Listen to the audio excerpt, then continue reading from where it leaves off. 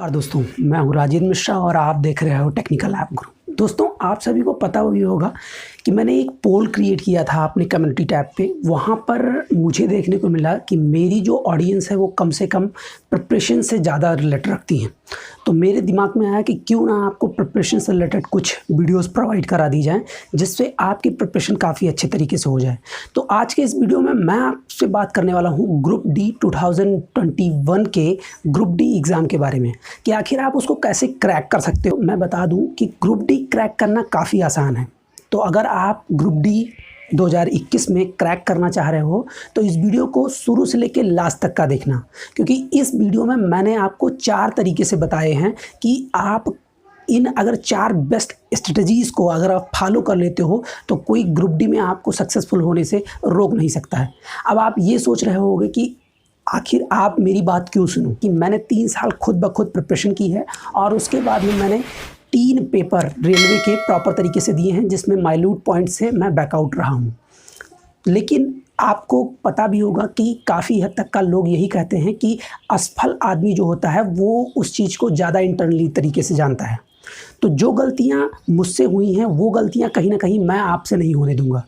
तो वीडियो में लास्ट तक का बने रहिए। सारी स्ट्रेटजी मैं इसी वीडियो में शेयर करने वाला हूं और आप तक का सारी चीज़ें एक एक करके पहुंचाने वाला हूं। तो चलिए वीडियो को स्टार्ट करते हैं। अगर हम लोग बात करें ग्रुप डी को आप कैसे क्रैक कर सकते हो, वो भी सिंपल स्ट्रेटजी के द्वारा, उसके लिए मैं आपको सबसे पहले इंट्रोड्यूस कराना चाहूँगा उसके सिलेबस के बारे में। तो जैसा कि आप स्क्रीन पे देख रहे हो, यहाँ पे आपको सिलेबस का एक पर्टिकुलर पॉइंट ऑफ व्यू दिख रहा है। सबसे पहले आपको मैथमेटिक्स दिख रहा होगा, अर्थमेटिक दिख रहा होगा, उसके बाद में साइंस दिख रहा होगा, उसके बाद में आपको जीएस और करंट अफेयर दिख रहे होंगे।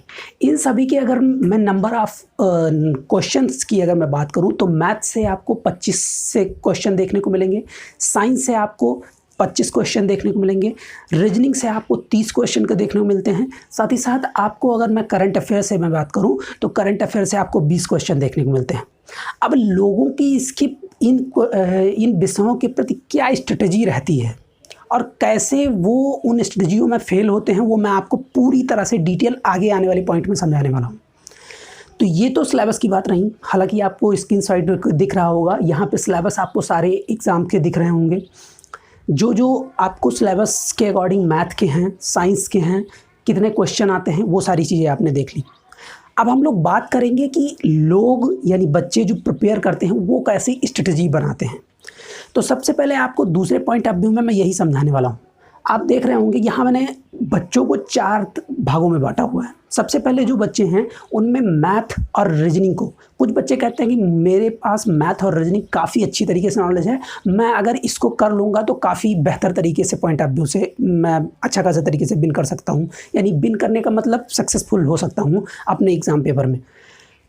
लेकिन ये कहीं ना कहीं गलत है। आगे मैं आपको बताने वाला हूँ कैसे ये गलत है। उसके बाद में आपको दिख रहा होगा कि साइंस, मैथ और रीजनिंग, कुछ बच्चे होते हैं कि वो कहते हैं साइंस भी मैं थोड़ा सा कवर कर लूँगा, उसके बाद में रीजनिंग और मैथ को थोड़ा सा कवर कर लूँगा। जो बच्चे मैथ में कमज़ोर होंगे वो जाहिर सी बात है रीजनिंग के कम ही क्वेश्चन को अटेम्प्ट कर पाएंगे। तो इसीलिए मैंने वो दूसरा टाइप आपको बताया है। तीसरा जो टाइप है दोस्तों, ये होते हैं सबसे सिंसियर बच्चे। इनके पास मैथ, रीजनिंग, करंट अफेयर और साइंस, इन चारों चीज़ों को वो साथ लेके चलते हैं। अब आप कहोगे सर इन चीज़ों को लेके चलने में तो बहुत ज़्यादा टाइम लग जाएगा, तो इसमें कौन सी बेस्ट स्ट्रेटजी आपने बता दी। बस आप थोड़ा सा रुके रहिए, मैं सारी चीज़ों को आपको एक एक करके समझाने वाला हूँ। और ये जो चौथे नंबर वाले भैया जी होते हैं, ये एग्ज़ाम में सिर्फ और सिर्फ ये देख के फॉर्म भर देते हैं कि वैकेंसी कितनी आई हुई है। अब वैकेंसी देखना या ना देखना वो उनके ऊपर डिपेंडेंट करता है। अगर आपको मैं कहूँ दोस्तों कि अगर आपका जो बच्चे एग्ज़ाम देना चाह रहे हैं वो पहले से प्रिपेयर होना स्टार्ट कर देते हैं, लेकिन ये जो चौथे नंबर वाले होते हैं ये सोचते हैं कि एग्ज़ाम डेट आ गई, चलो किसी तरह पेपर दे ही आते हैं, तो ये कंपटीशन से सबसे पहले ही बाहर हो जाते हैं। जी हाँ, तो बचते हैं ये 3 बंदे। अब इन 3 बंदों के बारे में मैं डिटेल आपको बता देता हूँ। जैसे आप देखो, मैथ और रीजनिंग वाले जो पहले बच्चे होते हैं, मैथ का कितना आता है क्वेश्चन, आपके लिए 25 क्वेश्चन आता है। रीजनिंग का कितना आता है, 30 आता है।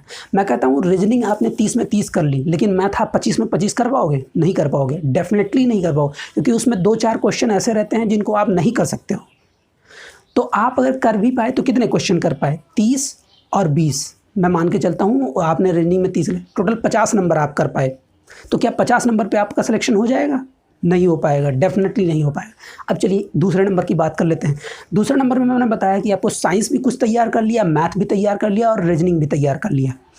रीजनिंग को मैं मान के चलता हूँ, अगर आप रीजनिंग को थोड़ा बहुत भी पढ़ते हैं, नॉर्मल पढ़ते हैं, तो आप 20 से 25 क्वेश्चन तक का अटैम्प्ट ले सकते हो रेलवे का इस स्टैंडर्ड में, क्योंकि नॉर्मल स्टैंडर्ड पे रीजनिंग की क्लासेस को बताया जाता है। तो आप अगर 25 नंबर इससे कर लेते हो और मैथ में कहीं ना कहीं आप लोअर रहोगे, तभी आप मैथ को कम ही प्रायोरिटी दोगे। तो आप अगर मैं मान लेता हूँ 15 नंबर इसमें कर लिया आपने, तो आप सोचिए कि अगर आपने यहाँ पे 25 और मैथ में आपने 15 कर लिया तो 40 नंबर ये हो गया। और साइंस से आपने जो 25 नंबर आता है उससे 10 नंबर आपने बना लिया, या मैं कहता हूँ 15 नंबर बना लिया, तो 30 और 30 आपके लिए टोटली मैं मानता हूँ 65 नंबर बन जाएंगे। तो क्या 65 नंबर पे आपका सिलेक्शन होगा? हालांकि पिछली दफ़ा 2018 में काफ़ी कुछ कहा गया था कि 65 नंबर पे आपका सिलेक्शन हो जाएगा। नहीं हो पाएगा भाई। रीज़न क्या है? वो है नॉर्मलाइजेशन। वो मैं आगे आपकी आने वाली वीडियोस में बताऊंगा कि नॉर्मलाइजेशन का क्या इफेक्ट पड़ता है आपके रॉ मार्क्स पे और कैसे आप वहाँ से डिस्टर्ब क्रिएट होता है।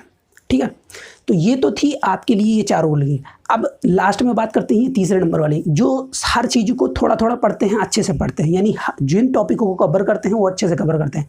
यानी ये जो तीसरे नंबर वाले, ये मैथ भी कवर किए, साइंस भी कवर किए, जीएस भी कवर किए और उसके बाद में करंट अफेयर्स को कवर किए। हालांकि करंट अफेयर्स का काफ़ी कम आंकड़ा रहता है प्रश्नों का, लेकिन कहीं ना कहीं वो आपके लिए ज़्यादा इंपॉर्टेंस रखती है। तो आपको करना ये है अपने एग्ज़ाम में, मेरे बताने का इतना यही सब आपके लिए था कि आपको करना ये है कि हर सब्जेक्ट को आपको थोड़ा थोड़ा पढ़ना है।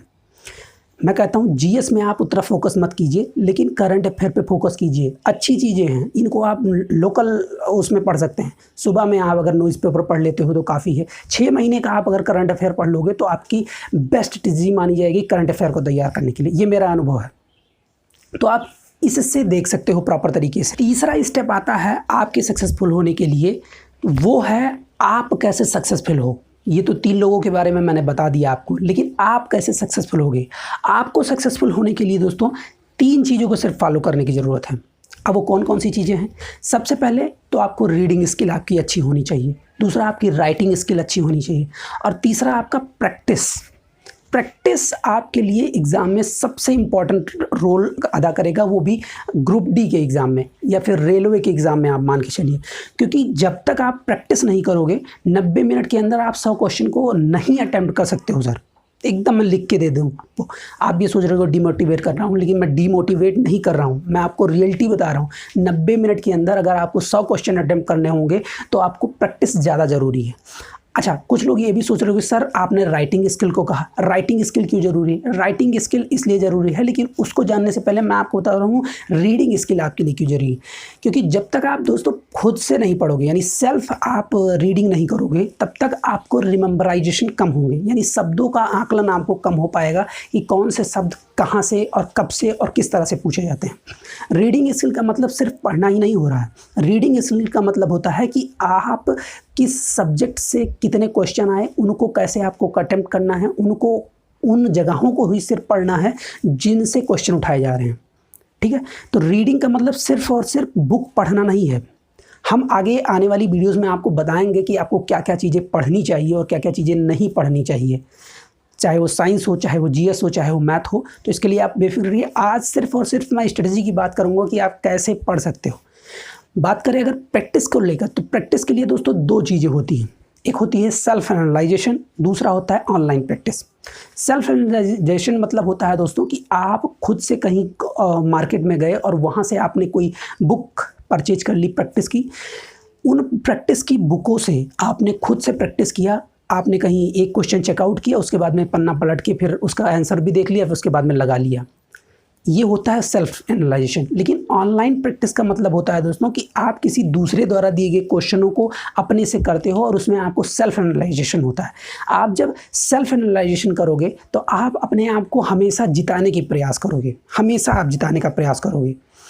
और जब आप ऑनलाइन करोगे तो वो आपकी सही रियलिटी बताएगी कि आपके अंदर क्या क्वालिटी है, अभी ग्रुप डी के लिए आप प्रिपेयर हो या नहीं हो। कट ऑफ मार्क वो सब चीज़ें अलग चीज़ें हैं, वो मैं आपको बाद में बताऊंगा। तो ये 3 चीज़ें आपके पास ज़्यादा होनी चाहिए अगर आप ग्रुप डी में सक्सेसफुल होना चाह रहे हो। तो पाँचवा टॉपिक जो है दोस्तों वो है आपका एग्ज़ाम हॉल में आप कैसा एटमॉस्फेयर क्रिएट करते हो। इसके लिए आपको दो चीज़ की फिर से ज़रूरत पड़ती है, एक आपको सेल्फ बिलीवनेस और दूसरा कॉन्फिडेंस। अब आप कहोगे सर दोनों तो एक ही चीज़ें हैं, नहीं, दोनों चीज़ें एक नहीं है। एक होता है बिलीव, जो कि आपने जो चीज़ पढ़ रखा है उस पर आपको विश्वास है कि ये मुझे तैयार है, और कॉन्फिडेंस ये होता है कि आप उस चीज़ को कई तरीके से कर सकते हो। कॉन्फिडेंस मतलब अगर मैं बात करूं, अगर मैथ के क्वेश्चन होगी, ठीक है, तो मैथ के क्वेश्चन में आप देखते हो कि एक चीज़ को 2 बार से किया जा सकता है, तो 2 बार करने पर आपको कॉन्फिडेंस जनरेट हो जाएगा कि मैं इस क्वेश्चन को अगर मैं इस तरह से एग्ज़ाम हॉल में नहीं लगा पाया तो मैं अगले क्वेश्चन को 2 तरीके से लगा लूँगा। तो ये होता है कॉन्फिडेंस। और सेल्फ बिलीव क्या होता है? सेल्फ बिलीव मतलब आप अगर डेस्कटॉप पे बैठे हो वहाँ एग्ज़ाम हॉल में, उसके बाद में अगर आपका क्वेश्चन आ रहा है और वो क्वेश्चन आप कर रहे हो, उसके बाद में आपको डाउट लगता हो कि यार शायद मेरा ये क्वेश्चन गलत है, तो आपके पास सेल्फ बिलीव नहीं है। आप सेल्फ बिलीव जब तक नहीं करोगे दोस्तों, तब तक आपका एग्ज़ाम क्रैक होना नामुमकिन ही है। आपको खुद से बिलीव रखना है। अब मैं ये नहीं कहता हूँ कि आप साल भर पढ़ो ही नहीं, उसके बाद में फिर कहो मुझे बिलीव है कि मैं पास हो जाऊँगा। ये कोई चीज़ें नहीं होती हैं। इसका गवर्नमेंट एग्ज़ाम के प्रिपरेशन में 1 भी % का मतलब नहीं रहता है। इसके लिए सिर्फ़ और सिर्फ ये जो 2 टॉपिक मैंने बताए हैं इनको कवर आउट करना ज़्यादा ज़रूरी है। दूसरा, आपको सबसे पहले पेशेंस रखना है दिमाग में अपने। किसी भी तरह का स्ट्रेस नहीं लेके आना है कि इस चीज़ को पढ़ने के लिए मुझे ये चीज़ करना होगा, ये चीज़ करना होगा। एग्ज़ाम हॉल में आपके यही 2 आपके की पॉइंट्स रहने वाले हैं, सेल्फ बिलीव और आपका कॉन्फिडेंस। यही आपको अच्छे तरीके से विन करा सकता है ग्रुप डी के एग्ज़ामों में। हालाँकि आगे आने वाली वीडियोज़ में मैं आपको बताने वाला हूँ कि आप कैसे ग्रुप डी को क्रैक कर सकते हो बेस्ट स्ट्रेटजी लेके आपके सिलेबसों को लेकर। तो अगर आप वो वीडियोस देखना चाह रहे हैं तो चैनल को सब्सक्राइब करके बेल आइकन को प्रेस कर लीजिए, जिससे आपको मैं जब वो वीडियो प्रोवाइड कराऊं तो आपको सबसे पहले इन्फॉर्मेशन मिल जाए। तो ये थी पूरी वीडियो दोस्तों। आपको ये स्ट्रेटजी कैसी लगी कमेंट बॉक्स में ज़रूर मेंशन कीजिएगा। साथ ही साथ अगर आपको वीडियो अच्छी लगी हो तो लाइक ज़रूर कर दीजिएगा, साथ ही साथ अपने दोस्तों के साथ शेयर ज़रूर कीजिएगा। चलिए दोस्तों, मिलते हैं अगले वीडियो में, तब तक के लिए नमस्कार।